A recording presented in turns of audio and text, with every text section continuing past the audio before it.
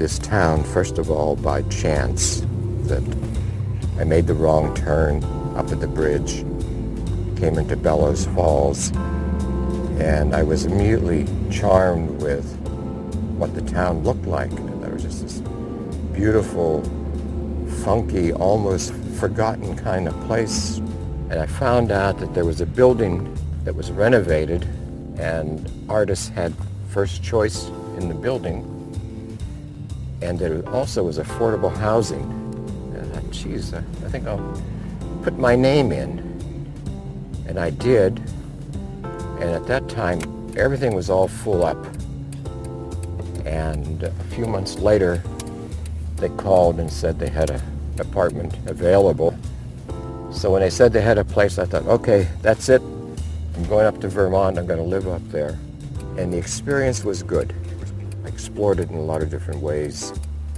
And so now is the time to wrap it up and to go into something else.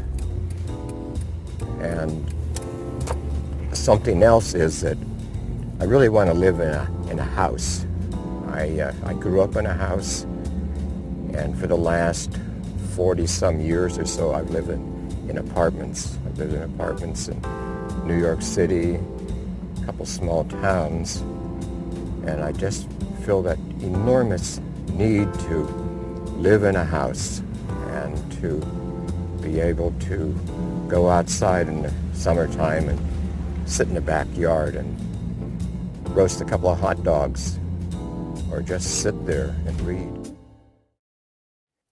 This particular piece, I did it a couple of years ago, and I liked it very much.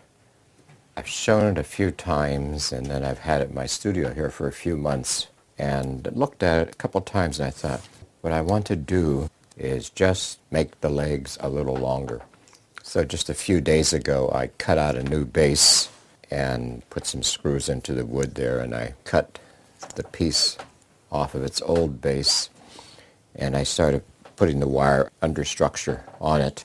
And it's not exactly a brilliant thing to do, but just bringing it up a little bit and making the legs a little bit longer, and that way you get to see the whole bulk that is really up and floating a lot more, and it makes just an enormous amount of difference. If there is any intention about what I want to do now, is that I just want to sum it up in a visually very exotic kind of manner.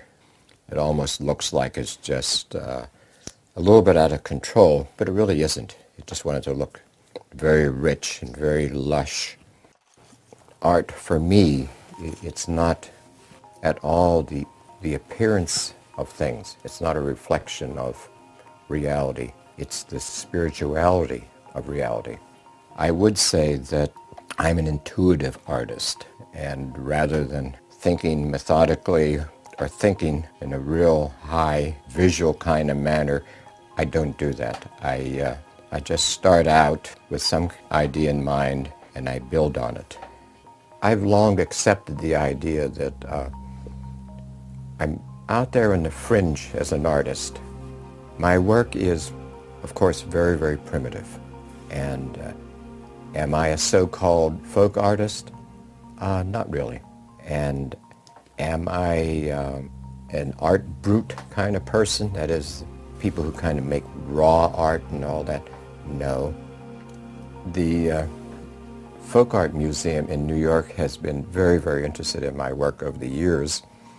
And a number of years ago, it was related to me that they were talking about giving me an exhibition there. And as they talked about it, they decided that even though they were very interested